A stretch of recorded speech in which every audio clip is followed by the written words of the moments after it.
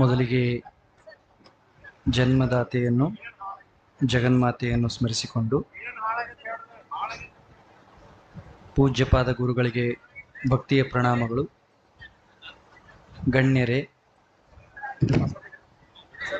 ಸಮಾವೇಶಗೊಂಡಿರುವ ದೈವವೇ, ನಿಮ್ಮೆಲ್ಲರಿಗೆ ನನ್ನ ಪ್ರೇಮಪೂರ್ಣ ನಮಸ್ಕಾರಗಳು. ತುಂಬ ಜನ ಮಾತಾಡಿದ್ದಾರೆ. ಇದೊಂದು ಅರ್ಥಪೂರ್ಣವಾದ ಸಮಾರಂಭ. ಇಂಥ ದೊಡ್ಡ ಸಮಾರಂಭದಲ್ಲಿ ಭಾಗವಹಿಸಿರೋದೇ ನಮ್ಮ ಸೌಭಾಗ್ಯ. ಈಗ ಭಾಷಣವನ್ನು ಕೇಳುವಂಥ ಲಕ್ಷಣ ಈ ವೇದಿಕೆಗಿಲ್ಲ. 2-3 ವಿಚಾರಗಳನ್ನು ಹೇಳಿ ನನ್ನ ಮಾತು ಮುಗಿಸಿಬಿಡ್ತೇನೆ. ಈಗೇನು ಶಾಲೆಗೆ ಸಂಭ್ರಮ ನಡೆದಿದೆ, ಉತ್ಸವ ನಡೆದಿದೆ, ಈ ಶಾಲೆಗೆ ಜೀವ ಇಲ್ಲ. ಅದೊಂದು ನಿರ್ಜೀವ ಕಟ್ಟಡ. ಆದರೆ 60 ವರುಷಗಳಿಂದ ಈ ಶಾಲೆ ಅಸಂಖ್ಯಾತರ ಜೀವನವನ್ನು ರೂಪಿಸಿದೆ. ಇಂಥ ಸಮಾರಂಭಗಳಲ್ಲಿ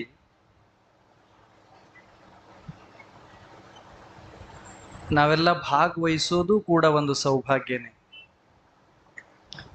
ಆಗಲೇ ನಿರೂಪಣೆ ಮಾಡೋರು ಹೇಳಿದರು, ಇಲ್ಲಿ ಯಾರೂ ಭಾಷಣ ಮಾಡಬೇಕು ಅಂತ ಬರೋದಿಲ್ಲ ಅಂತ. ಆದರೆ ಭಾವನೆಗಳನ್ನು ವ್ಯಕ್ತಪಡಿಸೋದಕ್ಕೆ ಎಲ್ಲರೂ ಬಂದಿರ್ತಾರೆ. ಅನಿಸಿಕೆ ಹೇಳಿದವರೆಲ್ಲ ನನಗನ್ನಿಸ್ತದೆ ಅವರು ಹೇಳಬೇಕು ಅಂತ ಬಂದಿದ್ದ ವಿಚಾರ ಬೇರೆ ಇತ್ತು. ಆದರೆ 5 ನಿಮಿಷ ಅಂದಿದ್ದರಿಂದ ಅದೆಲ್ಲ ಒಳಗಡೆ ಕಲಿಸಿ ಏನು ಬರಬೇಕಾಗಿತ್ತು ಅದು ಬರಲಿಲ್ಲ, ಏನು ಬರಬಾರ್ದಾಗಿತ್ತು ಅದು ಬಂತು ಅಂತ ನಾನು ಅಂದ್ಕೊಂಡಿದ್ದೀನಿ. ನಾನು ಆಗಲೇ ಹೇಳಿದ ಹಾಗೆ ಒಂದು ಸ್ವಲ್ಪ ಜನರಿಗೆ ಅತಿಥಿಯಾಗಿ ನಾನು ಅಭಿನಂದನೆ ಸಲ್ಲಿಸಬೇಕು. ಒಟ್ಟಿಗೆ ಎಲ್ಲರದು ಹೇಳಿಬಿಡ್ತೇನೆ. ನಾವೆಲ್ಲರೂ ಸೇರಿ ಸಾಮೂಹಿಕವಾಗಿ ಅವರಿಗೆ ಅಭಿನಂದನೆಯನ್ನು ಸಮರ್ಪಣೆ ಮಾಡೋಣ.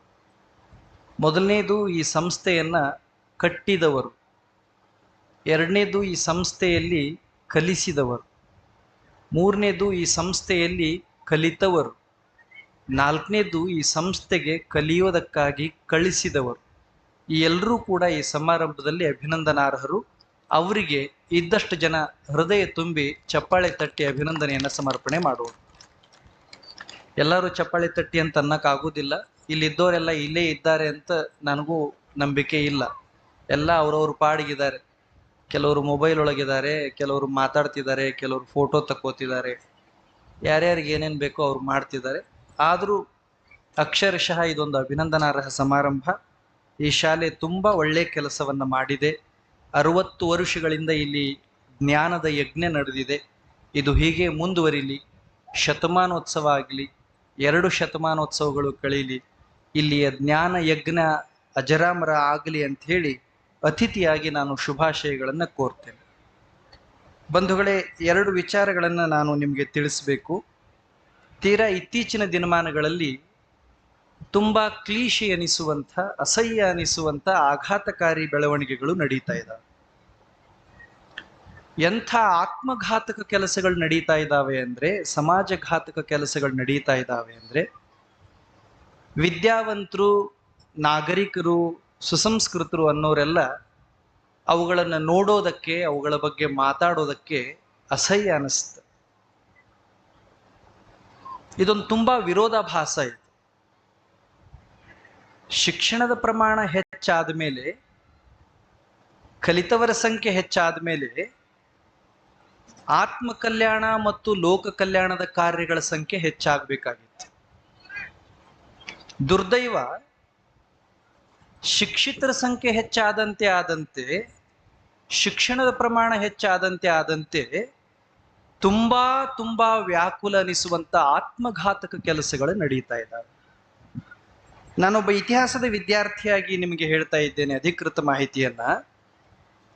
ನಮ್ಮ ದೇಶ ಪರಕೀಯರ ಕೈಯಲ್ಲಿ ಇದ್ದಾಗ ಇಡೀ ದೆಹಲಿಯ ವ್ಯಾಪ್ತಿಯಲ್ಲಿ 1,000 ಜನ ಪೊಲೀಸರು ಕೆಲಸ ಮಾಡ್ತಾ ಇದ್ರು. ಈಗ ದೇಶ ಸ್ವತಂತ್ರ ಆಗಿದೆ, 75 ವಸಂತಗಳನ್ನು ಪೂರೈಸಿದೆ, ಎಲ್ಲವೂ ಕೂಡ ನಮ್ಮದೇ ಇದೆ. ಅಷ್ಟು ಪುಟ್ಟ ವ್ಯಾಪ್ತಿಯ ದೆಹಲಿಯೊಳಗಡೆ ಸರಿಸುಮಾರು 4.5 ಲಕ್ಷ ಜನ ಪೊಲೀಸರು ಕೆಲಸ ಮಾಡ್ತಾ ಇದ್ದಾರೆ. 1,000 ಜನ ನಿರ್ವಹಣೆ ಮಾಡೋ ಜಾಗೆಯೊಳಗಡೆ 4.5 ಲಕ್ಷ ಜನ ಪೊಲೀಸರ ಅವಶ್ಯಕತೆ ಬಂದಿದೆ ಅಂದ್ರೆ ಇದು ಎಂಥ ವೈರುಧ್ಯ ಅಂತ ನಾವು ಆಲೋಚನೆಯನ್ನ ಮಾಡ್ಬೇಕು. ನಿಮಗೆಲ್ಲ ಗೊತ್ತಿದೆ, ಹಿಂದೆ 10 ಊರಿಗೆ ಒಂದು ಶಾಲೆ ಇರ್ತಿತ್ತು. ಒಂದು ಶಾಲೆ ಒಳಗಡೆ ಒಬ್ಬರೇ ಮೇಷ್ಟ್ರು ಇರ್ತಾ ಇದ್ರು 50 ವರ್ಷದ ಹಿಂದೆ. 10 ಊರಿಗೆ ಒಂದು ಶಾಲೆ ಒಳಗಡೆ ಒಬ್ಬರೇ ಮೇಷ್ಟ್ರಿದ್ದಾಗ ಊರುಗಳು ನಂದನವನ ಆಗಿದ್ದು. ಜನ ಪರಸ್ಪರ ಸಹಕಾರದಿಂದ ಪ್ರೇಮದಿಂದ ಹೊಂದಿಕೊಂಡು ಬದುಕ್ತಾ ಇದ್ರು. ನಮ್ ದುರ್ದೈವ ಹೆಂಗಿದೆ ನೋಡಿ, ಈಗ ಒಂದು ಊರಿಗೆ 10 ಶಾಲೆ ಇದಾವೆ, ಒಂದೊಂದು ಶಾಲೆಯಲ್ಲಿ 10 ಜನ ಮೇಷ್ಟ್ರಿದ್ದಾರೆ, ಒಂದು ಊರು ಶಾಂತಿಯಿಂದ ಕೂಡಿಲ್ಲ. ಇದನ್ನ ಶಿಕ್ಷಣ ಅಂತ ಹೆಂಗ್ ಒಪ್ಕೊಳ್ಳೋದು? ನಾಗರಿಕತೆ ಅಂತ ಹೆಂಗ್ ಒಪ್ಕೊಳ್ಳೋದು? ಸುಮ್ಮನೆ ನಾವು ಬರ್ಕೋತಾ ಇದ್ದೀವಿ, ವಿ ಆರ್ ಎಜುಕೇಟೆಡ್, 75% ನಾವು ಕಲಿತವ್ರಿದ್ದೀವಿ, ವಿ ಆರ್ ಸಿವಿಲೈಸ್ಡ್, ಬಹಳ ಸುಧಾರಿಸಿದೀವಿ ಅಂತ ಹೇಳ್ತಾ ಇದ್ದೀವಿ. ಕಾಗದದೊಳಗಡೆ ಆಗಿರುವಂತಹ ನಮ್ಮ ಸುಧಾರಣೆ ವಾಸ್ತವದಲ್ಲಿ ಬರದೇ ಇದ್ರೆ ಅದು ಸುಧಾರಣೆ ಅಲ್ಲ. ಶಿಸ್ತು ಸಂಯಮಗಳಿಲ್ಲದೆ ಇರುವಂಥ, ಔಚಿತ್ಯ ಜ್ಞಾನವಿಲ್ಲದೆ ಇರುವಂಥ, ನೈತಿಕ ನಿಷ್ಠೆ ಇರದೇ ಇರುವಂಥ ವಿದ್ಯೆ ವರ್ತಮಾನವನ್ನ ದಿಕ್ಕು ತಪ್ಪಿದ ಹಡಗಿನ ಹಾಗೆ ಯದ್ವಾ ತದ್ವಾ ತೇಲೋ ಹಾಗೆ ಮಾಡಿ. ಪರಿಣಾಮ ಏನಾಗಿದೆ ಅಂದ್ರೆ ಎಲ್ಲಾ ಕ್ಷೇತ್ರಗಳಲ್ಲೂ ಅಶಿಸ್ತಿದೆ. ನಾನು ಇದನ್ನು ವಿವರಣೆ ಮಾಡಿ ಹೇಳೋದಿಲ್ಲ, ಇನ್ನೊಮ್ಮೆ ಶಬ್ದ ಹೇಳ್ತೇನೆ, ಬೇಕಾದ್ರೆ ಆಲೋಚನೆ ಮಾಡಿ ನೋಡಿ. ಎಲ್ಲಾ ಕ್ಷೇತ್ರಗಳಲ್ಲೂ ಅಶಿಸ್ತಿದೆ. ನೀವು ಬೇಕಾದ್ರೆ ತಪಾಸಣೆ ಮಾಡಿ ನೋಡಿ, ಯಾವುದಾದ್ರೂ ಒಂದು ಕ್ಷೇತ್ರ ಅತ್ಯಂತ ಶಿಸ್ತುಬದ್ಧ ನಡೀತಾ ಇದೆ, ಉದಾಹರಣೆನೇ ಇದೆ. ಅಶಿಸ್ತು, ಅಶಾಂತಿ ಮತ್ತು ದುರ್ನಡತೆಗಳಿಗೆ ಶಿಕ್ಷಣ ಪ್ರೇರಣೆ ಆಗ್ತಾ ಇದೆಯೇನೋ ಅಂತ ಕಳವಳ ಆಗ್ತದೆ. ನೀವು ಮೊನ್ನೆ ನೋಡಿದ್ರಿ, ಚೆನ್ನಾಗಿ ಅಭ್ಯಾಸ ಮಾಡುವಂತ ಅಪ್ಪ ತಾಕೀತು ಮಾಡಿದ್ರೆ ಮರ್ಡರ್ ಮಾಡಿ ಡ್ರಮ್ನಲ್ಲಿ ತುಂಬಿಟ್ಟು ಹೊರಗಡೆ ಓಡಾಡೋ ಮಕ್ಕಳು ತಯಾರಿ ಆಗಿದೆ. ನೀನ್ ದುಡಿಯಪ್ಪ, ವಯಸ್ಸಿಗೆ ಬಂದಿದ್ಯಾ, ಕೆಲಸ ಬಿಟ್ಟು ಮನೆಯಲ್ಲಿ ಕುತ್ಕೋಬೇಡ ಅಂತಂದ್ರೆ ಅಮೇರಿಕಾದಲ್ಲಿ ಎಂಜಿನಿಯರಿಂಗ್ ಮುಗಿಸಿದ ಹುಡುಗ, ವಯಸ್ಸಿನ ಹುಡುಗ, ಪ್ರಪಂಚ ನೋಡಿರೋ ಹುಡುಗ ಹೆತ್ತ ತಾಯಿ ತಂದೆನ ಹತ್ಯೆ ಮಾಡಿದ್ದಾನೆ. ಬಳ್ಳಾರಿ ಕೊಟ್ಟೂರೊಳಗಡೆ ಅವ್ವ ಅಪ್ಪ ತಂಗಿನ ಮರ್ಡರ್ ಮಾಡಿ ಮನೆಯೊಳಗಡೆ ತೆಗೆದು ಮಣ್ಣು ಹಾಕಿ ಮುಚ್ಚಿ ಗಿಲಾವ್ ಮಾಡಿ ಟೈಲ್ಸ್ ಹಾಕಿ ಪೊಲೀಸ್ ಸ್ಟೇಷನ್ಗೆ ಹೋಗಿ ಅಪ್ಪ ಅಮ್ಮ ಮಿಸ್ ಆಗಿದ್ದಾರೆ ಅಂತ ಕಂಪ್ಲೇಂಟ್ ಕೊಡ್ತಾ ಇದ್ದಾರೆ. What it show? ಎಲ್ಲಿಗೆ ಹೋಗ್ತಾ ಇದೀವಿ ನಾವು? ಬರೀ ಭಾಷಣದೊಳಗಡೆ, ಪುಸ್ತಕದೊಳಗಡೆ, ಸಮಾರಂಭದೊಳಗಡೆ ಶಿಕ್ಷಣ ಬೆಳೆಸ್ತಾ ಇದ್ದೀವ? ಅಕ್ಷರಶಃ ನಮ್ಮ ವಿದ್ಯಾರ್ಥಿಗಳು, ನಮ್ಮ ಮಕ್ಕಳು ಕಲಿತಾ ಇದ್ದಾರ? ಅವ್ರು ಕಲಿತಾ ಇರೋದು ನಾಳೆ ಅವರ ಜೀವನಕ್ಕೆ ಉಪಯೋಗ ಆಗುತ್ತಾ? ಅಥವಾ ಎಲ್ಲೋ ಒಂದ್ ಕಡೆ ನಾವೇ ರಾತ್ರಿ ನೋಡಿದ ಬಾವಿಗೆ ಹಗಲು ಬಿದ್ದ ಹಾಗೆ ಧರ್ಮ ನಿರಪೇಕ್ಷತೆ, ವೈಜ್ಞಾನಿಕತೆ, ವೈಚಾರಿಕತೆ ಅನ್ನೋ ಹೆಸರಿನಲ್ಲಿ ಶಿಕ್ಷಣನೇ ಹಾದಿ ತಪ್ಪಿಸ್ತಾ ಇದ್ದೀವ? ಏನ್ ಕಲಿಸ್ಬೇಕಾಗಿತ್ತು ಅದನ್ನ ಕಲಿಸ್ಲಾರ್ದೆ, ಏನ್ ಕಲಿಸ್ಬಾರ್ದಾಗಿತ್ತು ಅದನ್ನೆಲ್ಲ ಕಲಿಸಿ ವಿದ್ಯಾರ್ಥಿಗಳನ್ನೆಲ್ಲ ಹುಚ್ಚರು, ಭ್ರಮಾಲೋಕದಲ್ಲಿ ತಿರುಗಾಡೋರ್ನ ಹಾಗೆ ತಯಾರಿ ಮಾಡಿಬಿಡ್ತಾ ಇದ್ದೀವ?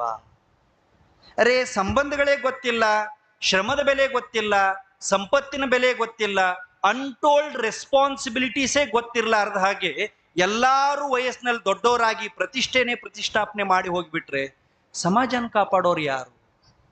ಜಗತ್ತು ಯುದ್ಧೋನ್ಮಾದದಲ್ಲಿ ತೇಲಾಡ್ತಾ ಇದೆ. Just you watch the history.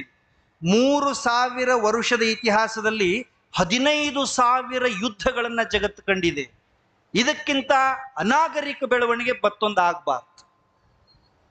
3,000 ಇತಿಹಾಸದಲ್ಲಿ 15,000 ಯುದ್ಧಗಳು ನಡೆದಿದೆ. ಆನ್ ಆನ್ ಅವರೇಜ್ ಒಂದೊಂದು ವರ್ಷಕ್ಕೆ 5,000 ಯುದ್ಧಗಳು ನಡೆದಿದ್ದಾವೆ. ಜಸ್ಟ್ ಥಿಂಕ್ ಆಫ್ ಇಟ್, 5 ಯುದ್ಧಗಳು ನಡೆದಿದ್ದಾವೆ.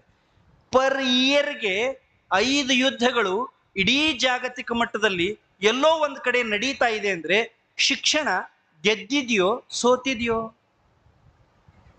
ಅಮೆರಿಕ, ಇಸ್ರೇಲ್, ಇರಾನಿನಲ್ಲಿ ನಡೀತಾ ಇರೋ ಯುದ್ಧಕ್ಕೂ ನಮಗೂ ಏನು ಸಂಬಂಧ ಇಲ್ಲ ಅಂತ ನಾವು ಕೈ ಕಟ್ಟಿ ಕೂತ್ರೆ, ನಮ್ಮ ಬಾಜು ಓಣಿಯಲ್ಲಿ ಅಪ್ಪ ಅಮ್ಮ, ಅಕ್ಕ ಅಣ್ಣ, ತಂಗಿ ತಮ್ಮ ಜಗಳಾಡ್ತಾ ಇದಾರಲ್ಲ, ಅದು ಯುದ್ಧ ಅಲ್ವಾ? ಕಚೇರಿ ಒಳಗಡೆ ದುಡ್ಡು ಕೊಡದೇ ಇದ್ರೆ ಕಾಗದ ಮುಂದಕ್ಕೆ ಹೋಗೋದಿಲ್ಲ ಅಂತ ವಾದ ಮಾಡ್ತಾ ಇದ್ದಾರಲ್ಲ, ಅದು ಯುದ್ಧ ಅಲ್ವಾ?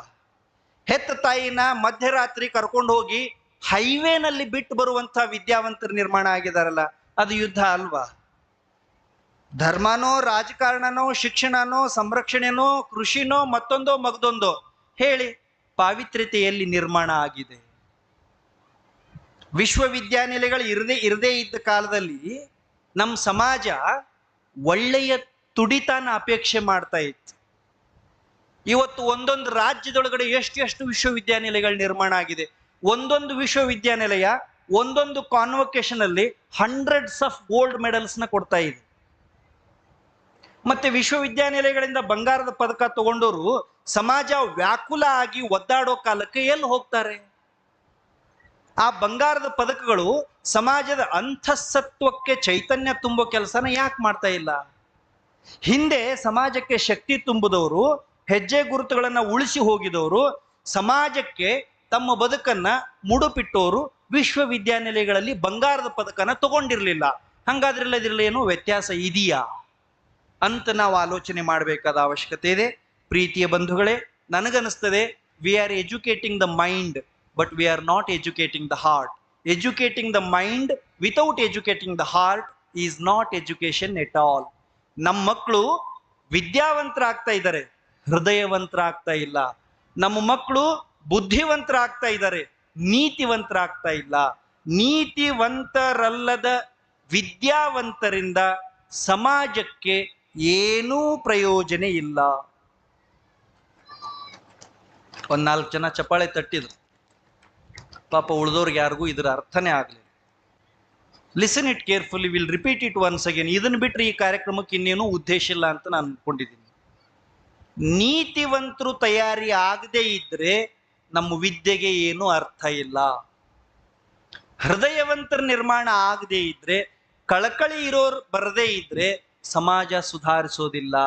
ವಿದ್ಯೆ ಅನ್ನೋದು ಓದು ಮತ್ತು ಬರಹಕ್ಕೆ ಮಾತ್ರ ಸೀಮಿತ ಆದ್ರೆ ಅದು ವಿದ್ಯೆನೇ ಅಲ್ಲ.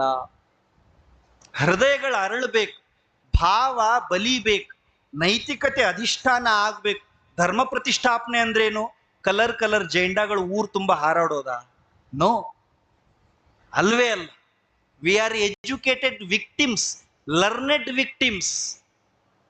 ಪ್ರತಿ ಊರಿನ ದ್ವಾರ ಬಾಗಿಲೊಳಗಡೆ 12 ಬಣ್ಣದ ಧ್ವಜ ಕಟ್ಟಿ ನಾವು ಹೇಳ್ತಾ ಇದ್ದೀವಿ ವಿ ಆರ್ ಎಜುಕೇಟೆಡ್, ನಾವು ಧರ್ಮವಂತರು. ಅಂದ್ರೆ ಧರ್ಮ ಅದ? ಯಾವ ಮನೆಯೊಳಗಡೆ ಅವ್ವ ಅಪ್ಪ ವಯಸ್ಸಾದವರು ಗುರುಗಳು ಹಿರಿಯರಿಗೆ ಬೆಲೆ ಇಲ್ವೋ ಅದು ಮನೇನೇ ಅಲ್ಲ. ಯಾವ ಊರೊಳಗಡೆ ಜಗಳದಿಂದಲೇ ಊರಿನ ಕೀರ್ತಿ ಹೆಚ್ಚಾಗ್ತಾ ಇದೆಯೋ ಅದು ಊರೇ ಅಲ್ಲ. ಇಂಥ ಸ್ವಭಾವ ನಮಗೆ ಬರದೇ ಇದ್ರೆ ನಾವು ಕಲಿತವರೇ ಅಲ್ಲ. ಅಂಥ ಗುಣ, ಅಂಥ ಪ್ರವೃತ್ತಿ ನಾವೆಲ್ಲ ರೂಢಿ ಮಾಡಿಕೊಳ್ಳದೆ ಇದ್ರೆ ಇಂಥವ್ರ ಶ್ರಮ ಎಲ್ಲ ದಂಡ ಆಗಿಬಿಡ್ತದೆ. ಅರೆ, ಊರಿನ ನಡುವೆ 4.5 ಎಕರೆ ಜಾಗನ ಕೊಡಬೇಕು ಅಂತ ಅವ್ರ ಆಲೋಚನೆಯಲ್ಲಿ ಬಂದಿದೆಯಲ್ಲ, ಇವತ್ತಿನ ದಿನಮಾನದಲ್ಲಿ ಅದ್ರ ಕಿಮ್ಮತ್ತೇನು? ಎಷ್ಟೋ ಕೋಟಿ ರೂಪಾಯಿ. ಆದ್ರೆ ಸಮಾಜಕ್ಕಾಗಿ ಅದನ್ನು ಕೊಡಬೇಕು, 4 ಜನಕ್ಕೆ ಅದು ಉಪಕಾರ ಆಗಬೇಕು ಅಂತ ಅವ್ರು ಆಲೋಚನೆ ಮಾಡಿ ಈ ಸಂಸ್ಥೆನ ಕಟ್ಟಿದ್ದಾರೆ. ಎಷ್ಟು ಜನ ಶಿಕ್ಷಕರಿ, ಅವ್ರ ವಯಸ್ಸು, ಅವ್ರ ಅನುಭವ ಇದೆಯಲ್ಲ, ಅದು ನಮ್ಮಂಥ ಕೋಟ್ಯಾಂತರ ಜನರ ವಿದ್ಯೆ ಮುಂದೆ ಎಷ್ಟು ಎತ್ತರಕ್ಕೆ ಬೆಳೀತದೆ ಹೇಳಿ. ಅವ್ರು ಎಷ್ಟು ಬಿಸಿಲು ತಿಂದಿದ್ದಾರೆ, ಎಷ್ಟು ಮಳೆಗಾಲಗಳನ್ನು ಉಂಡಿದ್ದಾರೆ, ಎಷ್ಟು ಜನನ ನೋಡಿದ್ದಾರೆ, ಎಷ್ಟು ಜನರ ಕಣ್ಣಲ್ಲಿ ಪ್ರೇಮದ ರಾಗವನ್ನ ಅವರು ಅನುರಣಿಸೋ ಹಾಗೆ ಮಾಡಿದ್ದಾರೆ. ಅವರ ಅನುಭವ, ಹಿಂದಿನವರ ಶ್ರಮ ಸಾರ್ಥಕ ಆಗೋ ಹಾಗೆ ಈ ಸಂಸ್ಥೆಯಲ್ಲಿ ವಿದ್ಯಾಜ್ಯೋತಿ ಉರಿಲಿ ಅಂತ ಆಶಿಸಿ ಇಂಥ ಅರ್ಥಪೂರ್ಣ ಸಮಾರಂಭಕ್ಕೆ ಆಹ್ವಾನಿಸಿದ್ದಕ್ಕೆ ವಂದಿಸಿ ಮಾತು ಮುಗಿಸ್ತೇನೆ. ನಮಸ್ಕಾರ.